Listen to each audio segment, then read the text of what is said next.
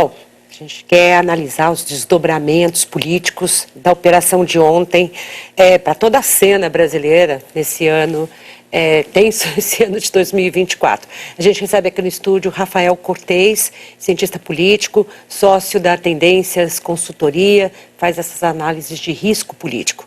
Mas antes, Rafael, muito bom dia, muito obrigada pela sua presença aqui. Obrigado. A gente quer ver como é que foi a reação nas redes sociais à operação da Polícia Federal contra Bolsonaro e seus aliados. Segue repercutindo. A Quest identificou ontem 607 mil menções, com alcance de 56 milhões de contas. E essa mobilização só foi menor que a dos atos golpistas de 8 de janeiro. Léo Arcoverde conta pra gente o que revela a pesquisa da Quest. Léo. Exatamente, Mônica. Bom dia, Rafael. Obrigado por aceitar nosso convite. Como você já adiantou, Mônica, o 8 de fevereiro, a gente já colocou o 8 de janeiro no nosso calendário, agora também tem o 8 de fevereiro. O 8 de fevereiro, no último ano, comparado a outros fatos políticos importantes, só ficou atrás mesmo do 8 de janeiro, e olha aqui o comparativo para vocês terem uma ideia de alcance, né? A Quest faz um levantamento com 6 redes sociais e também sites de notícias, que é um monitoramento do próprio Instituto de Pesquisa.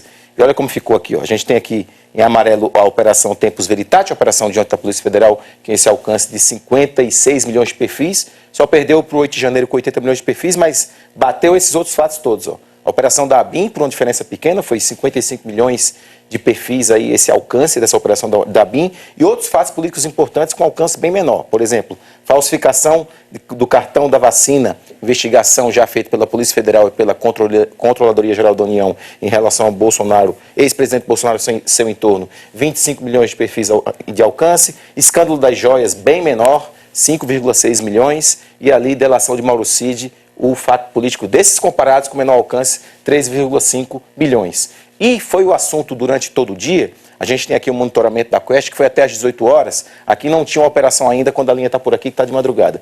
Mas notem, aqui a gente tem 7 horas da manhã, isso começa a crescer à medida que a gente vai divulgando as outras informações. E essa linha que vocês estão vendo, a amarela, essa linha acima, que está superando, são menções contrárias. E o que é que acontece? Quando há a notícia de que o passaporte Bolsonaro, do ex-presidente da República, tem que ser entregue à justiça, é que as menções negativas passam das menções de apoio ao ex-presidente. Então, até aqui estava meio que equilibrado. Quando tem a notícia de que o passaporte tem que ser entregue, aí sim essas menções contrárias ao ex-presidente já passam, e foi durante o dia todo um alcance. A Quest fez um monitoramento até às 18 horas, mas o 8 de fevereiro, como eu falei, continua. E já perguntando para você, Rafael, as implicações políticas de um dia como ontem, né? Um fato como ontem, cita muita gente, o ex-presidente, todo o seu entorno, como a gente estava falando um pouquinho antes aqui, no despacho do ministro Alexandre de Moraes, cita reuniões, datas, provas, tende a ter impactos políticos, implicações políticas por muito tempo. Esse 8 de fevereiro será, digamos, um dia bem longo? Será, e por diversas razões, né? Primeiro, bom dia a todo mundo tá ouvindo. Acho que primeiro pela gravidade do fato em si, né? Cada momento dessas operações e das investigações judiciais, a gente consegue entender melhor o xadrez, as estratégias, o processo decisório, né, de uma escolha política anterior. Acho que esse que é o primeiro ponto, né? A gente está aprendendo que, de fato, um grupo importante dentro de uma administração tomou uma decisão em algum momento de não respeitar o resultado eleitoral. Aí, a partir dessa decisão, tentou-se desenhar um plano que a gente está aprendendo agora qual é esse plano. E a repercussão é proporcional à gravidade do fato. Aí, quando a gente pensa na implicação dessa gravidade, eu acho que, do ponto de vista mais sistêmico, é uma implicação super positiva. Enfim, a gente está entendendo a importância da democracia, uma ideia de que a democracia não está consolidada para sempre, que é preciso, né, que os atores invistam politicamente nela. Agora, do ponto de vista de impacto eleitoral, aí eu sou um pouco mais conservador nessa ideia de que, a partir de todo esse conhecimento, a gente vai ter uma reviravolta na cena política brasileira, especialmente pensando na força entre Lula versus Bolsonaro, entre o governismo versus oposição. Conversando com o Felipe Nunes da Quest ontem, ele dizia, tem que prestar atenção, porque os números das redes sociais, positivas e negativas, refletem essa também resistência do do bolsonarismo, mesmo diante dos fatos. Porque, da mesma forma que o presidente não consegue se convencer, apesar de todos os seus esforços e da sua equipe, de que as urnas eram legais e legítimas, o bolsonarismo também não se convence diante de fatos como esse, de que havia risco democrático. Portanto, não sei se dá, de fato, como você diz, imaginar que esse tipo de tema tão grave abale a chamada calcificação do eleitorado. Porque isso tem sido uma das características que os pesquisadores estão tentando entender, né, de que é um conflito que a gente quase sempre traduzido entre bolsonarismo versus lulismo, mas na verdade ele tem raízes para além do apoio a essas figuras. Então, de fato, é uma importância, são dois líderes carismáticos, dois líderes provavelmente com apelo popular em nível nacional, que a gente tem aqui na democracia brasileira, mas tem algumas outras raízes, né, que fazem com que, mesmo na eclosão de denúncias, acusações, enfim, graves como foram, não tenha devida repercussão do ponto de vista eleitoral. Isso não começou agora, né? Essa polarização ela vem aí de alguns... Talvez a eleição de 2014 seja uma delas que já começa a dar um pouco essa cara de um conflito muito cristalizado. Se a gente olhar, então, só para continuar nesse assunto, é como se o radicalismo e a idolatria criassem uma imunidade contra acusações, quer dizer, tem um lado que olha os fatos e não acredita, não importa o que se fale, você vai ter uma base que não abandona, nesse caso, por exemplo, o ex-presidente Bolsonaro? Acho que são essas duas características que você mencionou. Você tem uma ligação pessoal com dois líderes e, portanto, independente do destino que eles falarem deles, tá lá, né, ela permanece com esse distanciamento político, ideológico entre esses grupos. Então, para quem acompanha a política há um tempo, né, em algum momento a gente discutia, né, lembra de uma polarização entre PT e PSDB, mas falar é quase que a mesma coisa, quando o PT ganha também não muda muito. Era outro tipo de discussão, era uma discussão quase que não faz diferença, ganha um, ganha outro. Em algum momento a gente discutiu isso aqui. Agora é o contrário, né? Agora é uma percepção que ganha um ou ganha outro, pensando nesses grupos mais relevantes, as diferenças vão ser enormes e a percepção de custo da vitória do adversário é muito grande. O que a gente tem aprendido com esses, sobretudo com os vídeos, primeiro essa retórica de guerra, né, uma retórica militar, uma percepção de inimigo e que qualquer vitória da oposição significaria ruptura democrática. Desenhar um inferno. Inclusive chega a chamar o presidente, agora presidente Lula, de Satanás. Tem uma demonização do adversário. Né? Então esse é um mundo que não é um mundo bom para a democracia. A gente está assistindo em paralelo à nossa discussão doméstica o que está acontecendo nos Estados Unidos. E aí acho que o exemplo do Trump pode nos ajudar aqui. Trump, guardadas as devidas proporções, está enfrentando restrições jurídicas e processos tão grandes quanto o que a gente está vendo aqui. Olha o que está acontecendo. O eleitorado resiste. Nada, né? Ele está crescendo, inclusive. A Basicamente popularidade nada. vai aumentando e a intenção de voto aumenta. Ele ganhou no estado de Nevada uma primária que ele não concorreu, ele assim, ninguém ganhou dele, quase assim, sabe? Então acho que alguma coisa pode acontecer. Claro que não tão forte como lá, porque lá é um sistema de dois partidos. Aqui, por exemplo, a direita, num cenário que PL, o Bolsonaro agora é inelegível, pode encontrar algum outro grupo. Então talvez seja menos do que o radicalismo lá, mas ainda assim muito cristalizado. De toda forma, isso está adiado para 2030, porque Bolsonaro não pode se candidatar antes disso. Mas, Rafael, a gente já dizia, antes desse 8 de fevereiro, que ia ser um ano delicado nas relações entre o Executivo, o governo Lula e o Congresso. A gente percebia a tensão, as atitudes de Arthur Lira, suas divergências com Pacheco, ele na tentativa de ele regimentar uma base mais sólida para enfrentar o governo nos vetos e tudo mais. Tudo desenhava um ano difícil para essas relações. Agora, o PL também, como alvo dessa operação, Valdemar da Costa Neto, presidente do partido, preso, isso pode agravar ainda mais. Eu te pergunto qual é o alcance disso na vida parlamentar, na vida da política habitual, quer dizer, da agenda governamental, da agenda do Congresso, se isso vai chegar a repercutir lá. Eu acho que sim, Mônica. Eu diria até que é o canal mais rápido de transmissão entre toda essa conversa que a gente está tendo, dessas investigações, e, digamos, o mundo cotidiano da política, né? Enfim, os debates ordinários. É a maior bancada, né? Uma bancada que fez uma opção política de abrigar o bolsonarismo e, de alguma maneira, agora está pegando o custo de ter feito isso. E não há dúvida que, com a relevância, né, da figura do presidente do partido, isso pode, sim, ser mais um elemento nessa vida tumultuada que a gente esperava para as relações entre o governo e o legislativo. Já por problemas estruturais, a gente ainda não encontrou um equilíbrio em que o executivo perdeu força, essa é a verdade, as dificuldades de gestão de uma coalizão já eram enormes, ainda mais uma coalizão dividida do ponto de vista ideológico, e agora, pelo menos no curto prazo, a gente vai ter aí o efeito de um PL não sabendo muito como responder a essa situação. Nem o carnaval vai esfriar isso, né? Já que a gente foi para Brasília, eu acho que eu só queria, antes da gente ir para a Marina, ainda para não perder o assunto PL, a operação encontrou dentro do escritório do PL, dentro da sala que era usada para o Jair Bolsonaro, também uma espécie ali de texto base de golpe. Discurso, né? Do discurso que seria justificando o golpe. Isso pode, na sua análise, trazer alguma implicação jurídica, pelo menos alguma implicação direta para o PL? Pode, né? Assim, tem pelo menos eventuais sanções administrativas no uso dos recursos de fundo eleitoral e fundo partidário, por exemplo, mas acho que especialmente do ponto de vista político, né? Será que vai dar agora... Já estava difícil manter uma certa coesão dentro da legenda, justamente por conta de um PL mais bolsonarista e outro, uma parte que precisa de alguma maneira conversar com o governo. É possível que a gente tenha alguma migração partidária, o partido perca a bancada, enfim, pode ter sim uma mudança de forças a partir desse episódio. Tem uma janela partidária para ser aberta daqui a alguns meses e a gente vai ver quem fica, quem sai. E sair significa menos dinheiro no fundo eleitoral. Vamos chamar a Marina Francischini, já que a conversa foi para Brasília, né? Ela precisa também fazer a pergunta. Marina.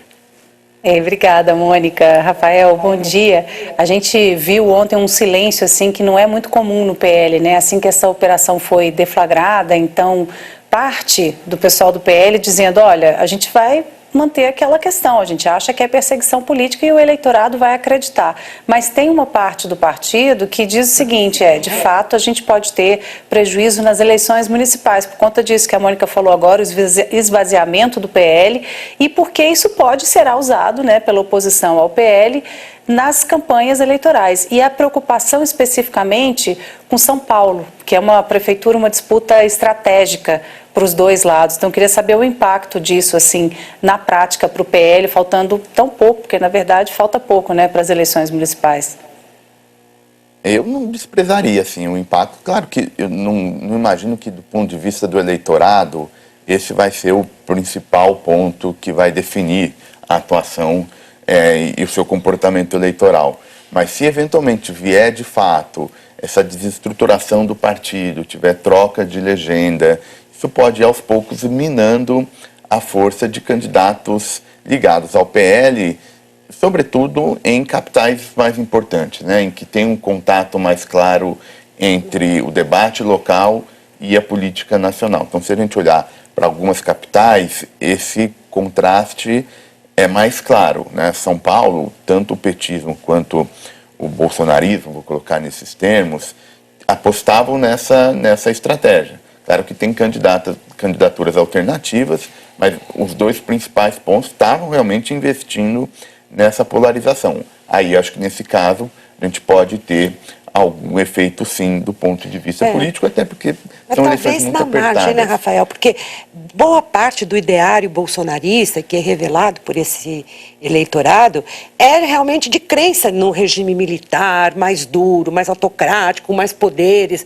Eles acham que isso é melhor para o país. Portanto, de certa forma, a tentativa de golpe só confirma um desejo que eles teriam, que parte desse eleitorado bolsonarista teria em relação ao regime forte, duro. Eu acho que, assim, eu concordo, Mônica, aí volta aquele ponto, a gente não está imaginando uma reversão completa da política nacional a partir desse episódio, mas em disputas mais apertadas, sobretudo em disputas que tenham candidatos um pouco alternativos viáveis. Pode ser o pode ser eventualmente o fiel da balança. Antes dele, deixa eu jogar uma notícia aqui, já que nós estamos falando da relação governo e Congresso. Notícia não estava prevista, pega talvez um pouco de surpresa. O presidente Lula está recebendo nesse momento, no Palácio da Alvorada, o presidente da Câmara dos Deputados, Arthur Lira. Lira foi até o Alvorada para um café da manhã. Ele depois, hoje ainda segue para aquele grupo que vai para a Bahia com o Mar Nascimento.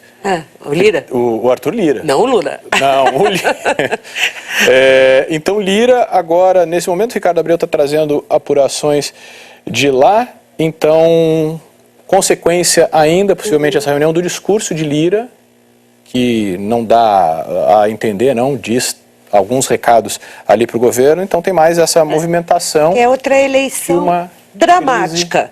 Essa que parece que não é do interesse do país, mas é da presidência da Câmara, né? Quer dizer, aparentemente a irritação do Lira tem a ver com movimentos do Lula para de ter o seu candidato forte, um candidato forte à sucessão, e Lira quer ele fazer o sucessor, né? Será que isso já começa a se estender? Eu acho assim, concordo. Acho que nessa relação Lula-Lira, governo-Lira, tem esse ponto orçamentário, tem o ponto da sucessão, que se tiver que escolher, acho que é o principal, né? A sucessão para as presidências das casas legislativas e o papel do governo nisso, e questões de alinhamento eleitoral local. E o que pode acontecer, claro que toda a crise é também uma oportunidade, né? Então toda essa hecatombe que a gente está falando em termos políticos, pode ser uma oportunidade para essa elite parlamentar, junto com o governo, minimizar os estragos. Falar, vamos fazer um acordo aqui, alguns temas, a agenda precisa continuar, para a gente eventualmente não ficar refém do que for vindo de operação de Polícia Federal e decisões do Supremo Tribunal Federal. E aí, a partir disso, a gente pode ter, num primeiro momento, uma temperatura mais quente, mas uma resposta aos poucos para dar uma ideia de normalidade. Isso seria importante, porque o ano já tinha começado bastante delicado, né? O discurso do Lira não foi por um acaso, ele não é uma simples fala que a gente tem que deixar de lado e seguir normalmente na análise política. O que o Ricardo Abreu vai nos contando aqui, também não está aqui no vivo, mas está nos trazendo aqui as informações de bastidores desse encontro. Ele está falando exatamente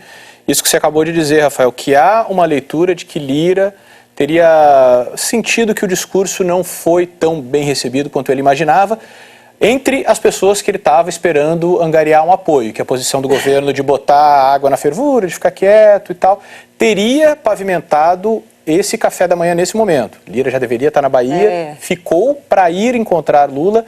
Então, o que os bastidores, o que levanta aqui o Eric Rianelli e o Ricardo Abreu, é de que Lira, depois do discurso, sentiu... achou que ia ter parte do centrão e tal, precisa do governo também, né?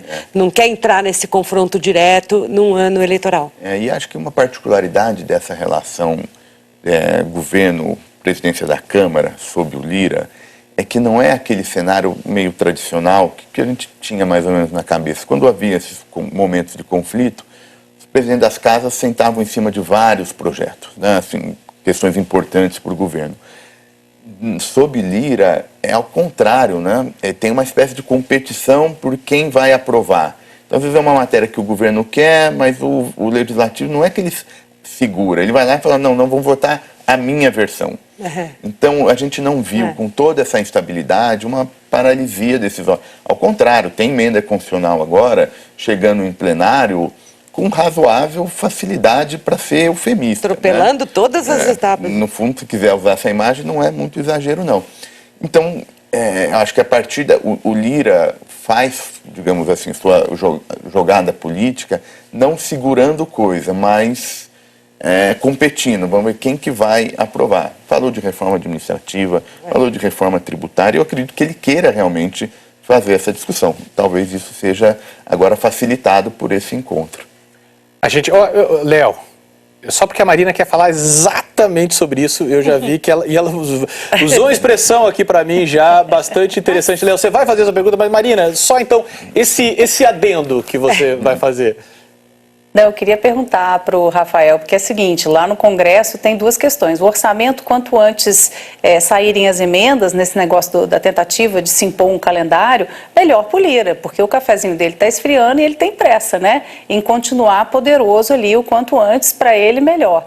Então tem toda uma questão da irritação com o orçamento, mas também tem o sucessor, porque ele gostaria, ao que tudo indica, de ver o Mar Nascimento como o próximo presidente da Câmara, e as coisas não estão caminhando bem para o Mar Nascimento, até porque Davi Alcolumbre tem uma grande chance de ser eleito novamente presidente do Congresso do lado de lá. Então a União Brasil ficaria dos dois lados. Aí a União diz, não tem problema, imagina, isso já aconteceu outras vezes com outros partidos como o MDB e tal, mas a disputa está muito acirrada, né? Falta muito tempo ainda, mas para eles já é para ontem essa conversa.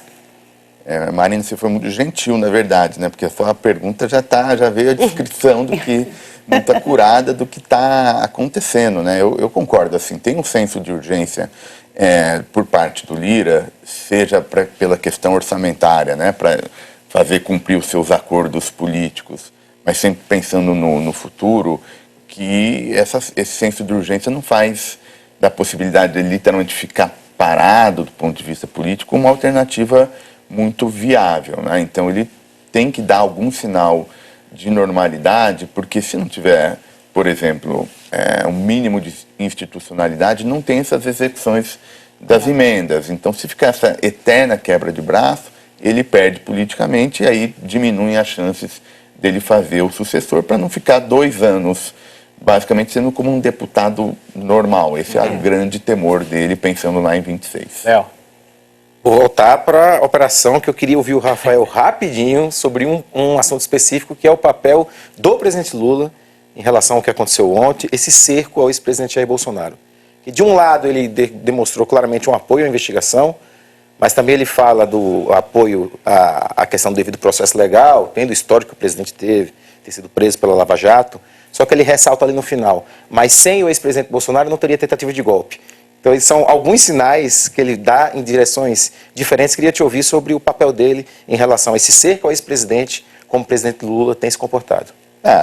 Eu acho que o que ele vai fazer é tentar encontrar um discurso que, na verdade, primeiro tente dar alguma situação de normalidade ao seu governo, mas que tenha benefícios políticos para ele. E acho que até encontrar esse tom deve passar por essa ideia, olha, tem que fazer as investigações, não tem nada de aparelhamento, etc. e tal, mas tem que garantir o devido processo legal, justamente para reforçar um pouco a tese em relação à sua pessoa. Então, é um pouco, acho que é sempre alimentando essa rivalidade com o bolsonarismo, que isso traz, eventualmente, dividendos políticos, mas sem perder um pouco a ideia de institucionalidade. Ele vai achando esse tom e, naturalmente, do ponto de vista da governabilidade, do seu mandato, pode ser sim uma oportunidade para o governo sair um pouco de agendas mais complicadas e também o presidente Lula em particular. Rafael. Um advogado, só ia comentar que um advogado aqui no Twitter, que eu conheço, acompanho há muito tempo, disse uma coisa curiosa. Ele falou, veja como é que são as coisas. Se o presidente tivesse tomado a vacina, Mauro Cid não precisaria falsificar um certificado. E se ele não tivesse falsificado um certificado, ele não teria sido preso. E se não tivesse sido preso, não teria feito a delação premiada. E nada disso a gente ficaria sabendo a essa altura do Vale lembrar, né, exatamente, que o Mauro Cid não está preso por nada desse imbróglio. Ele está preso por um outro caso que Bolsonaro é investigado, que é o da falsificação do certificado da vacina. Muito bem lembrado, Rafael. Obrigado demais, foi muito obrigada. Bom. Obrigado por ter vindo aqui. E um bom carnaval para você. Respira fundo, né? Respira fundo no carnaval, porque tudo indica analistas de política, analistas de risco político, jornalistas e todos que acompanham política ali no dia a dia terão 1 ano e tanto. Um olho no carnaval e um olho em Brasília. Léo, Marina, até já. A gente vai fazer uma pausa